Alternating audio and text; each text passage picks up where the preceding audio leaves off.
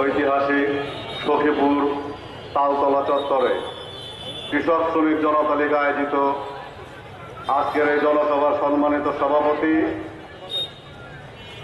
জনাব সবুর ভাই, গামছা মার্কার নেতা কর্মী ভাই বন্ধুরা, সখীপুরের বীর জনতা, আসসালামু আলাইকুম।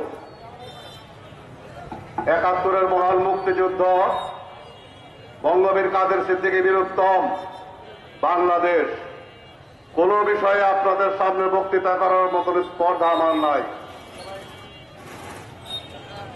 আগামী দিনে খুব অল্প সময়ে আমরা একটা সংগ্রাম করতে যাচ্ছি।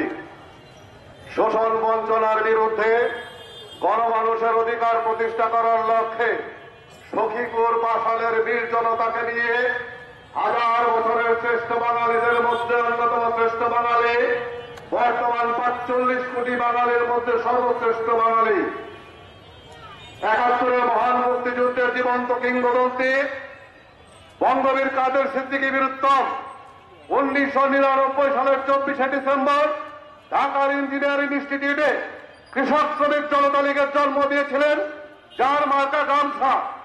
এই গামছা মার্কার দল কৃষক শ্রমিক জনতা লীগের এই সখীপুরের মানুষের, বাসালের মানুষের রাজনৈতিক বিজয়ের রথযাত্রা শুরু হয়েছে। সেই বিজয়ের দিন থেকে আজ পর্যন্ত মাঝখানে একটা সংগ্রাম আছে, রাজনৈতিক সংগ্রাম।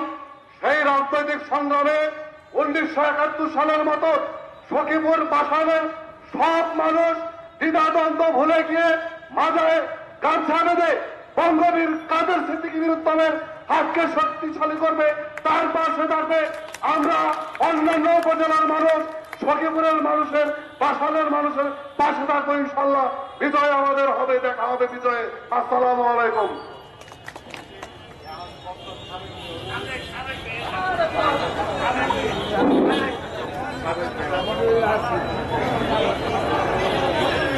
ভাই আমার, এই পর্যায়ে বক্তব্য উপস্থাপন করবেন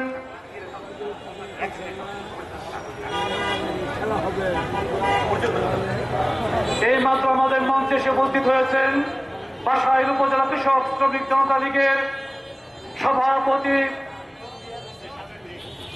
বাসাইল পৌরসভার মেয়র জনাব রাহাত হাসান টিপু।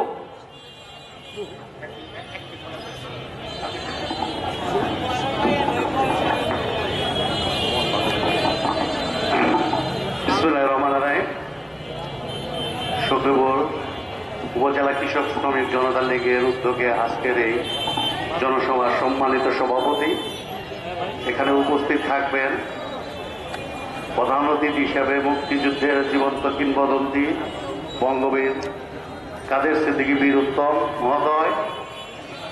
তিনি আজকের রাজনীতি দেশের যে ক্লান্তি লগ্নে কৃষক শ্রমিক জনতা লীগের এবং মানুষের জন্য কৃষক শ্রমিক জনতা লীগের করণীয় আগামী দিনের রাজনীতির দিক নির্দেশনামূলক কথা বলবেন। আপনারা ওনার কথা শোনার জন্য এখানে এসেছেন। আমি আর কথা বাড়াবো না। সকলকে বাসাইল থানা কৃষক শ্রমিক জনতা লীগের পক্ষ থেকে শুভেচ্ছা জানিয়ে আমার কথা শেষ করছি। আসসালামু আলাইকুম।